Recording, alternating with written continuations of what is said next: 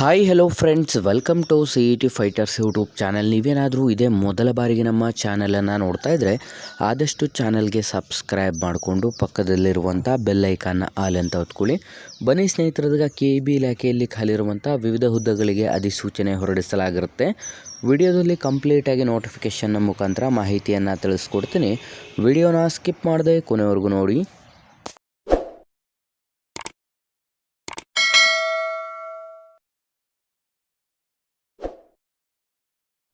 ಇಲ್ಲಿ ಕಾಣಿಸ್ತಾ ಇದೆ ನೋಡಿ, power grid corporation of Indian ಲಿಮಿಟೆಡಲ್ಲಿ ಖಾಲಿರುವಂಥ ಹುದ್ದೆಗಳಿಗೆ ಅಧಿಸೂಚನೆ ಹೊರಡಿಸಲಾಗಿದ್ದು 5/3/2025 ಈ ಒಂದು ನೋಟಿಫಿಕೇಷನನ್ನು ಕೂಡ ಹೊರಡಿಸಲಾಗಿರುತ್ತೆ. ಸ್ನೇಹಿತರೆ, ಇಲ್ಲಿ ಖಾಲಿರುವಂಥ ವಿವಿಧ ಹುದ್ದೆಗಳಿಗೆ ಅಧಿಸೂಚನೆ ಹೊರಡಿಸಲಾಗಿದ್ದು ಒಟ್ಟು 28 ಹುದ್ದೆಗಳಿಗೆ ಅಧಿಸೂಚನೆ ಹೊರಡಿಸಲಾಗಿರುತ್ತೆ. ಫೀಲ್ಡ್ ಸೂಪರ್ವೈಸರ್ ಸೇಫ್ಟಿ ಆಫೀಸರ್ಸ್ ಹುದ್ದೆಗಳಿಗೆ ಅಧಿಸೂಚನೆ ಹೊರಡಿಸಲಾಗಿದ್ದು ಜನರಲ್ ಕ್ಯಾಟಗರಿಗೆ 13, OBCಯಲ್ಲಿ 7, SC 4, ST 2, EWS 2, ex service ಮ್ಯಾನಲ್ಲಿ 3 ಮತ್ತು ಎಕ್ಸ್ ಸರ್ವಿಸ್ ಮ್ಯಾನ್ 1 ಹುದ್ದೆಗಳನ್ನು ನಿಗದಿಪಡಿಸಲಾಗಿರುತ್ತೆ. ಒಟ್ಟು 28 ಹುದ್ದೆಗಳಿಗೆ ನಿಗದಿಪಡಿಸಲಾಗಿದ್ದು ಹೊಸ ವಿದ್ಯಾರ್ಥಿಗಳು ಯಾರೆಲ್ಲ ವಿಡಿಯೋಸ್ನ ನೋಡ್ತಾ ಇದ್ರೆ ಡಿಸ್ಕ್ರಿಪ್ಷನಲ್ಲಿರುವಂಥ ನಮ್ಮ ಟೆಲಿಗ್ರಾಮ್ ಗ್ರೂಪ್ ಮತ್ತು ವಾಟ್ಸಪ್ ಗ್ರೂಪ್ಗಳಿಗೆ ಜಾಯ್ನ್ ಆಗಿ. ನೀವೇನಾದರೂ ಪೊಲೀಸ್ ಇಲಾಖೆಗೆ ಸಂಬಂಧಪಟ್ಟಂಥ ಎಕ್ಸಾಮ್ ಪ್ರಿಪರೇಷನ್ ಹಾಗೂ ಇನ್ನಿತರ ಸ್ಪರ್ಧಾತ್ಮಕ ಪರೀಕ್ಷೆಗಳಿಗೆ ಎಕ್ಸಾಮ್ ಪ್ರಿಪರೇಷನ್ ಮಾಡ್ಕೋತಾ ಇದ್ದರೆ ಇಂದ ಡಿಸ್ಕ್ರಿಪ್ಷನಲ್ಲಿರುವಂಥ ನಮ್ಮ ಪೊಲೀಸ್ ಫೈಟರ್ಸ್ ಯೂಟ್ಯೂಬ್ ಚಾನಲ್ಗೆ ಸಬ್ಸ್ಕ್ರೈಬ್ ಮಾಡ್ಕೊಳ್ಳಿ.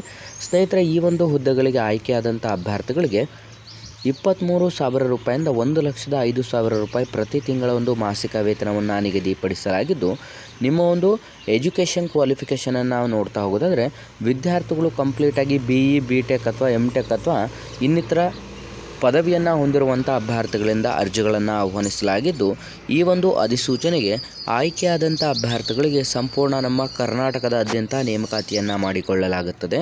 ಹಾಗಾಗಿ ಅರ್ಜಿಯನ್ನು ಸಲ್ಲಿಸಲು ಬಯಸುವಂಥ ಅಭ್ಯರ್ಥಿಗಳಿಗೆ ಈಗ ಆಲ್ರೆಡಿ ಅಪ್ಲಿಕೇಶನ್ಸ್ಗಳು ಕೂಡ ಸ್ಟಾರ್ಟ್ ಆಗಿರುತ್ತದೆ. ನಾನು ಡಿಸ್ಕ್ರಿಪ್ಷನ್ ಬಾಕ್ಸಲ್ಲಿ ಕೊಟ್ಟಿರುವಂಥ ಲಿಂಕ್ ಮೇಲೆ ಕ್ಲಿಕ್ ಮಾಡಿ ಕಂಪ್ಲೀಟಾಗಿ ಆನ್ಲೈನ್ ಮುಖಾಂತರ ಅರ್ಜಿಗಳನ್ನು ಸಲ್ಲಿಸಿ. ಅರ್ಜಿಯನ್ನು ಸಲ್ಲಿಸಲು ಕೊನೆಯ ದಿನಾಂಕವನ್ನು ನೋಡ್ತಾ ಹೋಗೋದಾದರೆ ಏಪ್ರಿಲ್ 4, 2025 ಕೊನೆಯ ದಿನಾಂಕವಾಗಿರುತ್ತೆ. ಹಾಗಾಗಿ ವಿದ್ಯಾರ್ಥಿಗಳಿಗೆ ನಿಮ್ಮ ಒಂದು ಅರ್ಜಿ ಶುಲ್ಕವನ್ನು ನೋಡ್ತಾ ಹೋಗೋದಾದರೆ SC, ST ಮತ್ತು ಮಹಿಳಾ ಕ್ಯಾಂಡಿಡೇಟನ್ನು ಹೊರತುಪಡಿಸಿ ಇನ್ನು ಮಿಕ್ಕುಳಿದಂಥ ಎಲ್ಲ ಕ್ಯಾಟಗರಿಯ ವಿದ್ಯಾರ್ಥಿಗಳು 350 ರೂಪಾಯಿ ಅರ್ಜಿ ಶುಲ್ಕವನ್ನು ಆನ್ಲೈನ್ನ ಮುಖಾಂತರ ಪೇಮೆಂಟ್ ಮಾಡಬೇಕಾಗಿರುತ್ತೆ.